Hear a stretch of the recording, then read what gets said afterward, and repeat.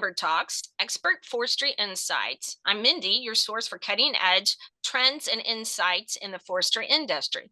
Today, we are joined by Heather Heward, founder and chair of the Idaho Prescribed Fire Council.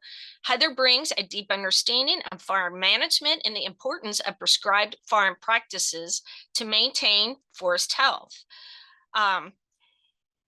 So Heather, could you give us a little bit background of what the Idaho Prescribed Fire Council does, how the birth of it occurred? Yeah, absolutely. So prescribed fire councils are something that started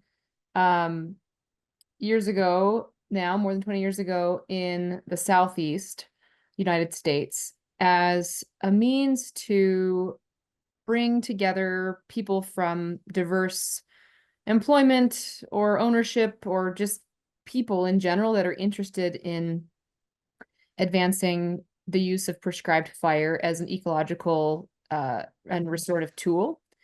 And prescribed fire councils typically occur at the state level.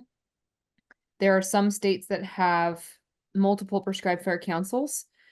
Some states that call them prescribed fire networks or different things. So the intent of them is generally pretty similar, which is collaborative effort across interests to come together about prescribed fire. In Idaho, we formed in around 2000, and it's an effort that had started several years prior and started to lay the groundwork for that, but didn't come together completely until officially we started in March of 2020. And our mission is to serve as a forum to advance the safe and effective use of prescribed fire across Idaho. And that word forum is really important because this isn't necessarily an action group, the group that's intended to be performing the work on the ground. Instead, we're intended to be a group that facilitates the action that can be taken by the various interests in Idaho. So other prescribed fire councils serve as a means to receive funding for different projects. Another common activity with prescribed fire councils is to do a thorough analysis of the legal framework in a state and identify ways that the liability around prescribed fire can be more conducive to using prescribed fire. And those are things that Idaho would like to engage in as well. Our Prescribed Fire Council is relatively new in compared to others. But a lot of the Prescribed Fire Councils are run by people who are doing it as complete volunteer, or they're given some type of permission from their job to be able to perform in those roles for a portion of their time. So not very many of them have dedicated employees that do this work, which makes it sometimes slow to get things accomplished because you just get the little leftover bits of your energy at the end of the day. But it's something that the majority of, I would say everybody that's involved in prescribed fire councils, we're passionate about it. And so that's what keeps things moving forward. Okay, could you define what prescribed fire? I know what prescribed fire is, but could you define it Yeah, and the role, how it benefits and should be part of forest management? absolutely. So the word prescribed is something that we have most familiarity with when we go to the doctor. So you go to the doctor, you've got some type of a injury to your leg, let's say, and the doctor prescribes you perhaps some medicine, perhaps some exercise, perhaps some things to do and some things to avoid. And that prescription, that RX, is a symbol that we see above drugstores or at the doctor's office. So RX, prescription. And that prescription comes from an expert who's able to do an evaluation and to be able to give some instructions on how you can achieve the results that you'd like, in this case, in your physical body. Prescribed fire is any use of fire that is intentionally ignited and planned and ignited to achieve a specific outcome. Prescribed fire can be burning piles, and it can be burning what's maybe sometimes termed understory burning or broadcast burning, where those understory and broadcast, those refer to fire that moves across a landscape. And so, but all of that's included in prescribed fire. It's, again, a fire that is planned and that is has some type of an objective. Sometimes those objectives are, I will simplify into two categories. One of them is risk reduction, and one of them is health improvement.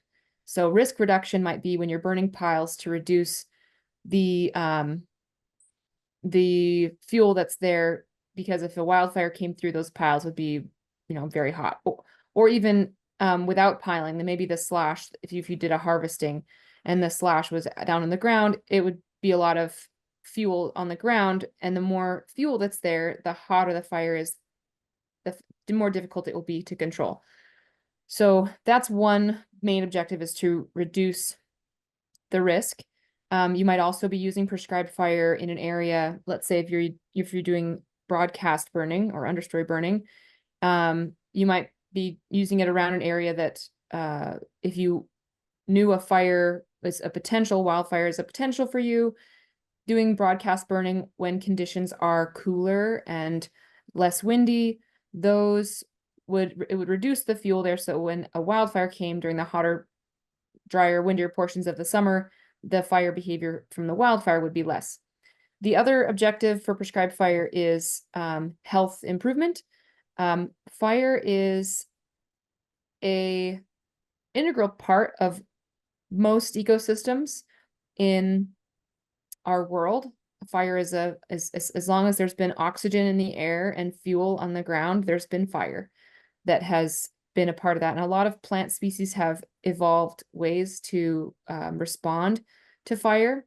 And when we have removed fire, because it doesn't work super good with people nearby, fires makes air quality lower. Fire has the potential of burning the things that we care about, like trees and homes and structures and whatnot. So anyway, when we've removed that, we have taken something from our ecosystems that they grew up with and they were used to having. They were used to having the thinning that occurred from fire, so it kept the forests maybe a bit more open in some places. They were used to the char that was produced when fire came through and produced this charcoal material that helps nutrients stay in the soil. And so there's a lot of and then there's some seeds, for example, that are activated by the materials that come from combustion after fire. So those are ways that prescribed fire can be added to improve health.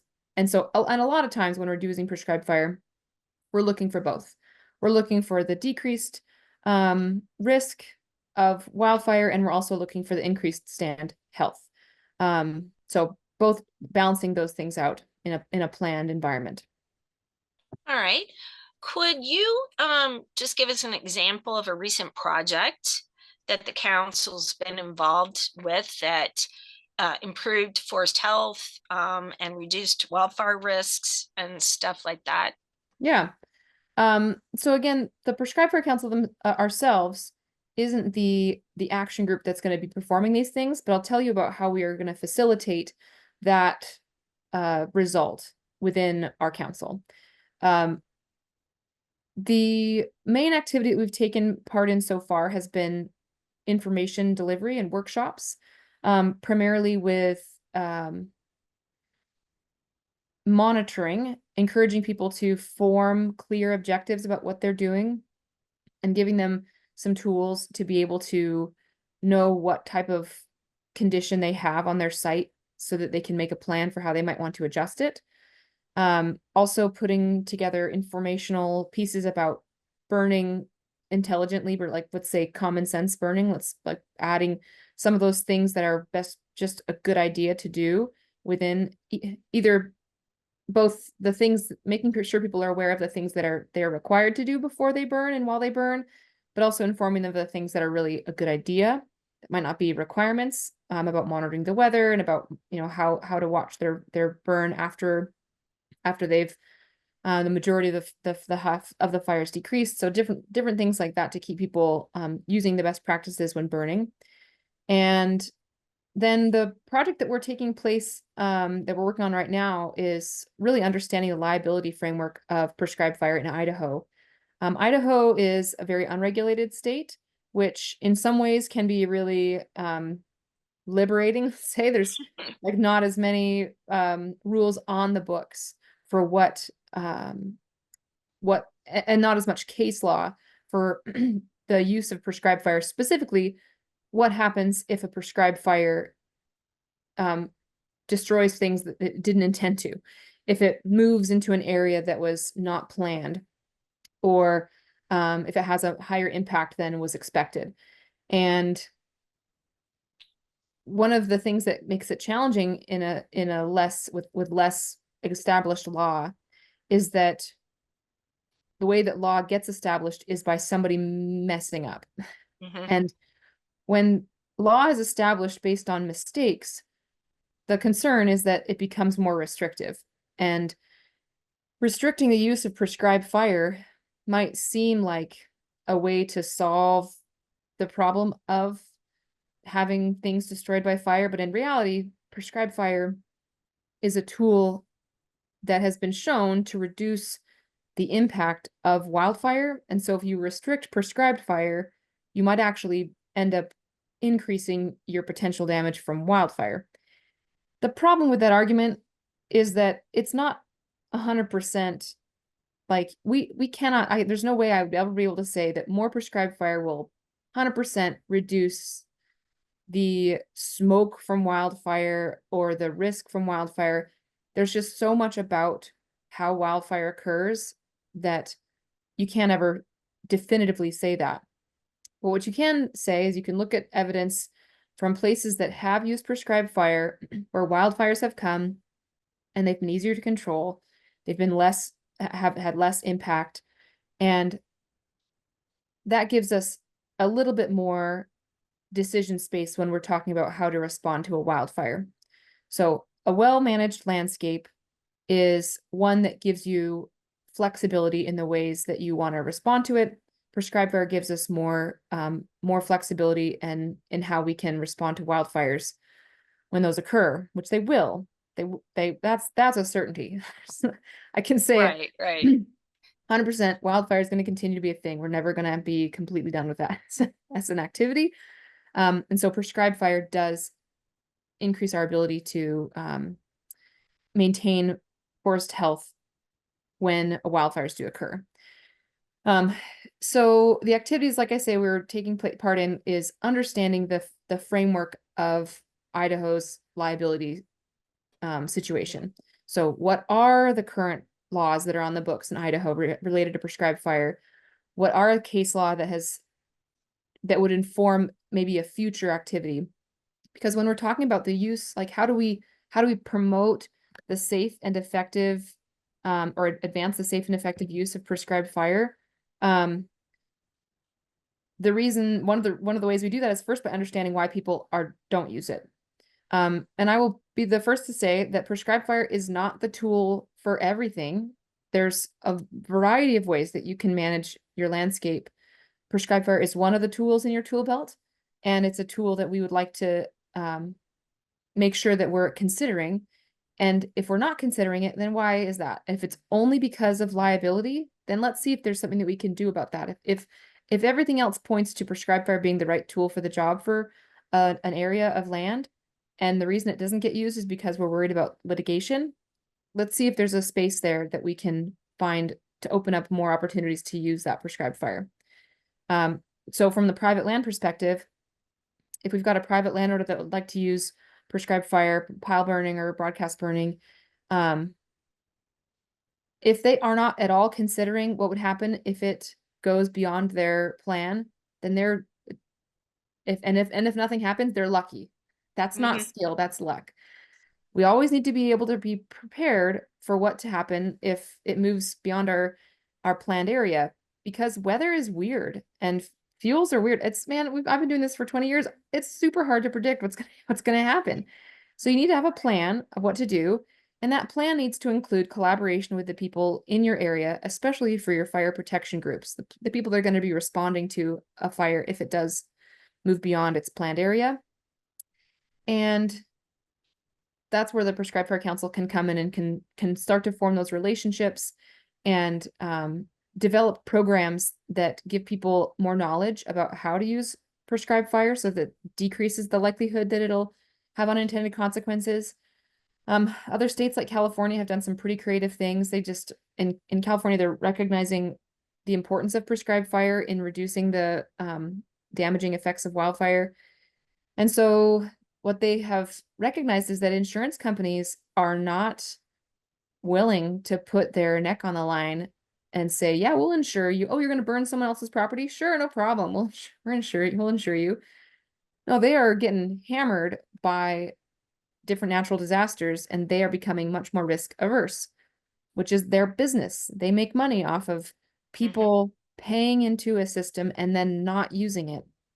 But if we have a system on a like prescribed fire where not many people are paying into it, and the people that are tend to be using it, that's not a good like money scheme for them. Mhm. And so in order to make that more appealing for insurance companies to insure people that are burning and using prescribed fire on their properties, there have been um, collectives of funding where people can, instead of pinging their insurance, they're able to tap into funding that is able to absorb some of the claims that could come from prescribed fire, which then makes it more likely that insurance companies would take on clients that have access to that. So the insurance companies aren't getting drawn on as much. Um, and then the question, of course, that needs to be answered is like, can I be sued for this? And if I get sued, what's going to happen? Am I going to go to jail? Like, who would I hire as a lawyer and all those things? Those are all really, really scary questions that, for a lot of us, myself included, I love prescribed fire. I think it's a beautiful, wonderful thing that does a lot of good.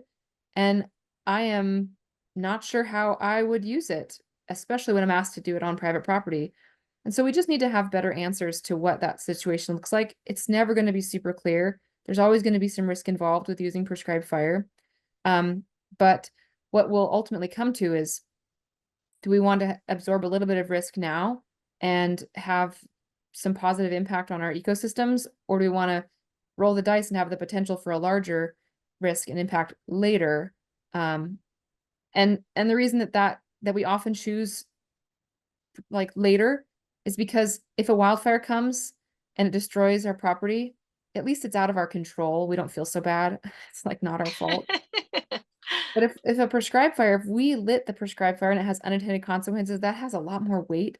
But again, like I would rather be more forward thinking and do my best to plan and to collaborate. And all of the things that I'll do to plan a prescribed fire and to work with other people around me are going to decrease the likelihood that I'll have negative impacts. And so what we are working toward as a prescribed fire council is to provide people um, better resources for making good decisions on their land that um, allow them to do the work they'd like to do. Okay, well, the fire situation is I mean, I can think of several examples that don't have to do with fire, but like people who build homes along, the beach, there's a risk in that. So uh you know having either a farm or urban development or whatever near a forest, because you love that type of environment, has risks involved, and it does need to be maintained so everybody can remain safe. So, do you see any emerging trends coming your way, like maybe the use of drones in prescribed farm management, or some unique collaborative efforts that you see Yeah. coming down the pike? Yeah, one that I really am excited about is the development of what are called prescribed burn associations, or PBAs. Mhm. And PBAs are, I would say, the approach that's going to be and has shown to be really beneficial when establishing burn organizations on the private land side. So in places like Oklahoma and Kansas and like the those central states there, PBAs are burning an enormous amount. And they're finding it to be a really collaborative effort where landowners, specifically ranchers, that are trying to increase the quality of their forage for their animals, are Mhm. able to communicate together and say, "Hey, today looks like a good day to burn. All right, George, that's fire's over to you." Pass it from between underneath the fence because fire doesn't know boundaries, of course. So there's some real productive efforts that are happening with prescribed burn associations at all scales and across many states. And those prescribed burn associations are able to um, access grants, get funding from different groups to provide resources, get training. And then the other part that's coming up related to that are something called certified burn managers, or there's a variety of names for them. And within some states, the certified burn manager programs are programs where people can take approved training and then go and perform a burn under supervision and get certified as a certified burn manager. And in some states, what that means is that then have more protection from the state, or perhaps less risk from the state for they're showing that they have gone through the effort of getting enough information to reduce, or I guess I'll say to increase their success rate. Those are both pretty exciting. Those are both related more to the prescribed or the private land side. Um, in Idaho, the majority of land is federally owned, and or yeah, federal and state, and tribal. So there's getting private land. That information about burning is super, super important. It's like 1.7 million acres, so it's a lot, still a lot of area. Yeah. But then recognizing also that we have a lot that can be done on our agency side to improve training. I worked over the last couple years to help redevelop the training from the federal perspective, the National Wildfire Coordinating Group, or NWCG. And I went into that project thinking, oh yeah, I'll be able to like make this awesome training and get all these people that need to take this.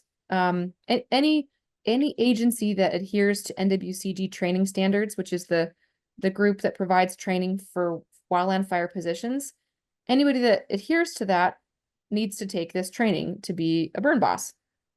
And those burn bosses are the ones that are writing the plans, deciding when to burn, gathering the resources that needed to burn. And um, those burn bosses, they deserve good information. And I made this training. I was, pretty proud of the training. I thought it was pretty good, but it's only a week and a half of training. And so we have more that we need to do. And sometimes I think we absolutely need to invest quite a lot into providing resources to private landowners and getting them on board and informed. But I think it takes that, again, that collective effort of informing everybody that's using burning, and the practices that apply to a private landowner on using burning are also going to apply to our agency partners. And so from a prescribed fire council, um, developing training that helps everybody.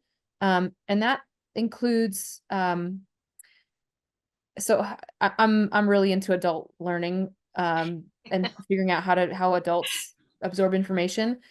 And what they certainly don't absorb information well is just like a one-off training and then you never talk about it again. Because this stuff is really complicated. It's challenging to do this. It's not like rocket science, but there's just enough things to consider that you have to constantly be thinking about what that is. And so as a prescribed fire council, we've got the opportunity to respond to the people's needs that are in our state doing burning. And that includes things like talking to the Idaho Department of Environmental Quality and saying, what are you finding people struggling with when they're planning for their air quality? Because one of the ways that we could absolutely shoot ourselves in the foot with prescribed fire is if we have impacts on air quality enough that the EPA might come in and say, your air quality is too poor, you're not going to be able to allow these prescribed burns to happen. So we need to be working together to share our airspace. And Idaho DEQ is going to be the one that helps us do that. Idaho DEQ has the knowledge about it. We might have the access to the people, so we can put that together and we can say, let's put on some training on how to best plan for and manage your smoke. And that includes, yeah, from all levels. So the way that we have to, the programs that we've got to be able to build are going to come hopefully in the next year or two. We have the hope of having somebody hired to help with some facilitation. As I mentioned, a lot of us do this with kind of at the side of our jobs. And so by getting somebody with a little bit more concentrated time and attention, we hope to be able to propel some of our action forward and make a more finalized strategic plan, identify the groups that are going to be working on those different elements so that we can get more accomplished. Again, not like, sticks moved, acres burned, accomplished. I'm talking about information shared, groups developed and supported, funding given to groups that are going to get stuff accomplished. And that takes a partnership with the various other groups within Idaho that are doing similar work, like Idaho Firewise, Idaho Department of Lands. And yeah, so it takes a collaborative effort for sure to get this stuff done. So have you all gone into the land grant college in Idaho? Because most land grant colleges have forestry programs or environmental education programs to kind of educate the youth also. So you have this double-ended, the older generation and the young generation, as to the importance of this practice. Yeah, so that's where I work. I work at University of Idaho. I'm a senior instructor there. I teach wildland fire classes to the students majoring in fire ecology and management. And it's the classes I teach sometimes are required by the students majoring in forestry. We've also got an associates in wildland fuels and fire technology, which is intended to meet the needs of people that are wanting to stay more field-based in the work that they do, or maybe are not ready yet to go into something that's more academic, I suppose. Mhm. And a big part of that recruitment into the university is communicating with students of all ages. Mhm. And some of that comes from our extension group. I think that this week, Randy Brooks, who's a forestry extension person, he's down in southern Idaho or southeastern Idaho at a camp, natural resources camp, where fire is a part of that story. So it plays into a lot of the communication that we have around recruitment of our students. And I consider I talk to a lot of students that are just thinking about college or may or may not have any interest in fire, but whether or not they're interested in majoring in fire, anytime I talk to somebody, it's an opportunity to share with them about fire as a concept and to get them to thinking about fire more openly. I think it's important to consider that fire is not good. Fire is not bad. Fire just is. And fire has an impact. And we get to decide whether the impact that it has is something we like or something we don't like. And sometimes it's something that I liked that you didn't like, or vice versa. And if we can start to get the value base off of fire, we can start to utilize it with more intention versus fear or love. Both of them can be dangerous. So when we approach fire, and that includes like just the way that we see fire on the news, it's the way that we see effects from fire, that we can start to break that barrier down of just an automatic assumption about how fire is on the landscape, and then be more open to considering its potential benefits in some areas. All right. Well, I'm trying to think what his name was. Smokey the Bear there. I Smokey think Bear, yeah. Smokey the Bear kind of colored our impression of the value of fire, because Smokey, marketed that all fire is bad. So, and that's not Yeah. true, you know. Well, and Smokey Bear did a good job at what it needed to be done at the time. Mhm. And what Smokey was promoting was the idea that unplanned, careless fire is not what we want. And that's still true. Right. Um, I think that, Smokey just played into our human tendency toward villainizing things. It also came about at a time when we were building a lot of, well, in the wartime area in after World War II. And the we were our like our nation's response to war is to fight. And when the enemy of a physical war moved, the enemy became fire. And what fire was taking away were the resources that would grow our country, Mhm. timber specifically. So fire is an enemy to the growth of timber. And it is way easier to sell that message than it is to take it back. And it's very challenging to keep something out of the space of good or bad. It's hard to have things in the middle. It takes a lot more mental power to keep it there. Um, and but like I said, like fire isn't necessarily the tool for everywhere. If people are managing their timber and they do not want any mortality in those trees, and they're going to harvest it and keep it so that there's not too much accumulation, the trees have appropriate spacing so they're healthy. There's ways to manage that and keep it healthy and somewhat safe from fire and not use prescribed fire. Mhm. When you use prescribed fire, there is inevitably going to be some tree mortality. Um, but what I would promote is that within the tree mortality that you could get, you also have the potential to increase the growth and health of the trees that are there. So there's always a trade, but it isn't for everybody. And I'm doing my research this summer on burning and smoke within private landowners and forest contractors in northern Idaho. And these people that have 10, 80 acres or whatever of forest land, and the idea of them using prescribed fire is really challenging. It might not make a lot of sense for them to use that. But if Mhm. you own 10,000, 100,000 acres and you have the potential to use fire in places that maybe are not getting harvested, um, there's there's definitely some benefit to doing that. And that harvesting of trees is something that's, I mean, it's a hot button issue, right? Like people will drive by a clear cut and they'll be just Right. nauseated. It's just like so sick about it. And then other people drive by and they see like, this is great. They drive by and they see a harvest from trees and they see it as equivalent to seeing a mowed wheat field where the wheat has been harvested and gone over to make bread. In this case, the trees have been harvested. They've gone over to make homes, to make wood. And so that all that just comes from different value bases. Certainly there are ways to harvest that are less shocking and also less damaging to the landscape. We want to consider all of those things. But again, like within that management, our our natural areas, they were not untouched before like Europeans arrived. There was a lot of management taking place from our native cultures that lived here.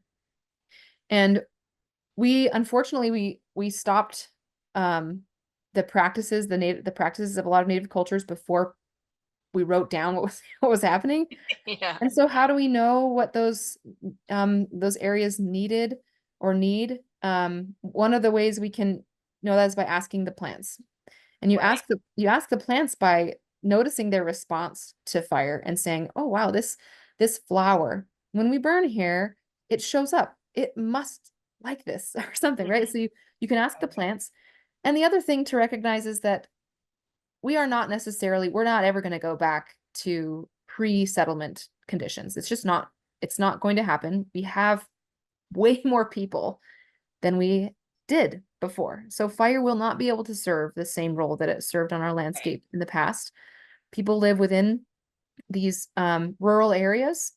So their livelihoods, their structures are there. They are breathing the air that's there. And so it's a much more complicated business. Um, it would be fantastic if all we needed to do was light the bottom of a hill in the fall as we walked to our summer or our winter homes and then it just burned as it burned. And so without that, it takes a lot more planning around ownership, around weather conditions. And I think we're up to the task. It's something that, again, takes effort, takes knowledge and skill. But like anything, like any craft, you hone it. You become in tune with, the more experience you have, you're able to see how the fuels, weather, and topography, that fire behavior triangle it's called, how those things affect your fire behavior, and you're able to make plans that work around the conditions you've got to get the effects you like. Well, the older I get, the more I see what was old is new again type Mhm. of thing from many aspects, medicine and um, different sciences that we're finding that what we thought was an old wise tale or wasn't the smartest move, we're circling back around because science has caught up, and now we see the why, we see the benefit, we understand that people in the past really knew what they were doing. They may not have been able to explain the why, but they knew what they were doing.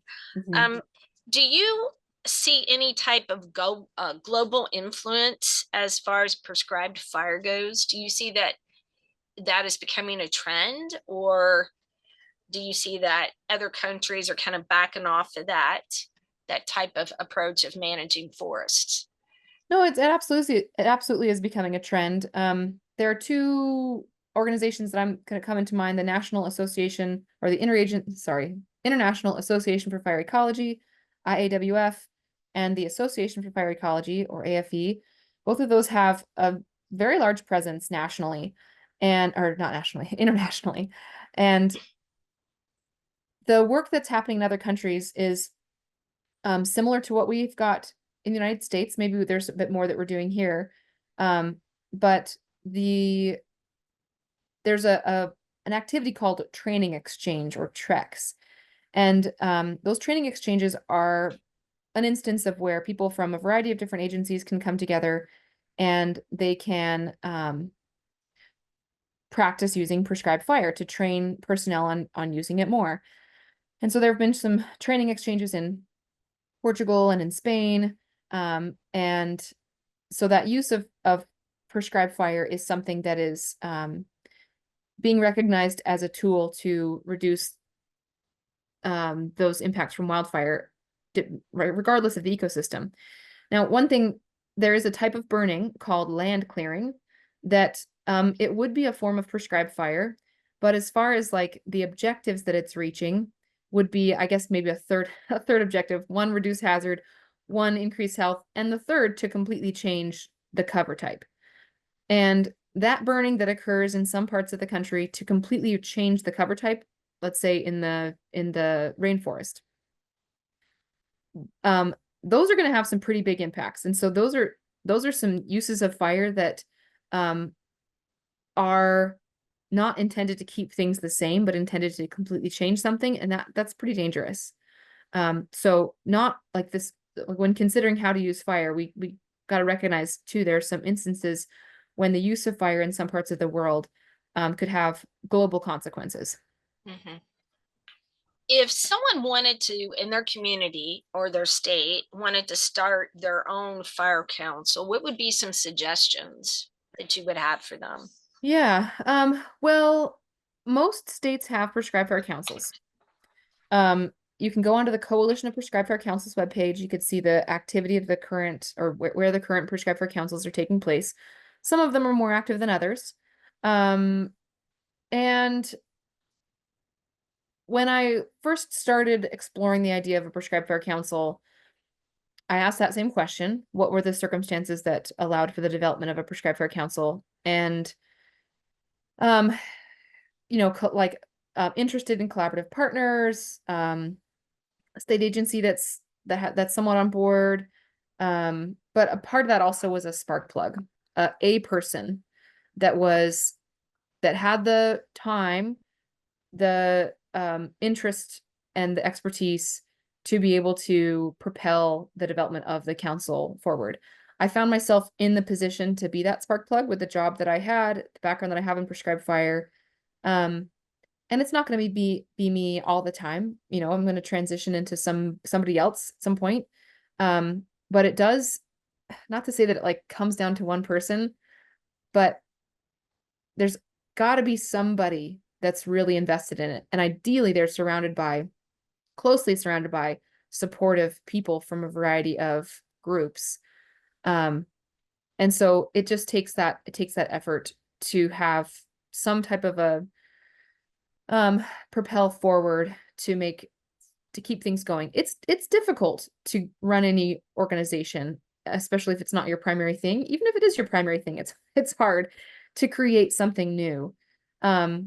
But as far as like what other people could do, again, like they might not be making a prescribed fire council, but I'm really excited to share more information with different groups about prescribed burn associations, which are something that are a little bit less lift to establish and form. It could be more like, could be as small as, you know, a handful of people getting together to do burns together. But I feel like those are the kind of the grassroots group structures that are going to build at least our private land burning system. But that has got to happen in conjunction with our fire protection groups. Because if we've got a bunch of people that are out there getting all excited about using burning, and it's not happening alongside the people that are going to be responding to those as fires, we're in trouble. So Yeah. it has to be a collaborative effort where we recognize that people would like to use burning more often, but let's make sure that they have the proper skills to do so and that they're communicating appropriately with the people that are going to be responding to those fires. And ideally, like it's happening together, right? We don't have to work separately all the time. Of course, the challenge that comes there is then who's paying them to do this work on private land and blah, blah, blah. So there's definitely things to work through. But again, we can't put the cart before the horse and give people a whole bunch of motivation to burn, tools to burn, without also supporting them with the way that we would protect them if things went outside of their planned area. Because if that happens, they are financially responsible for the impacts of that fire. And so we do not want to set people up for the potential for being financially responsible for some outcomes that they had because they just didn't know better at the time. So again, we cannot avoid completely the, you know, unintended consequences from prescribed fire.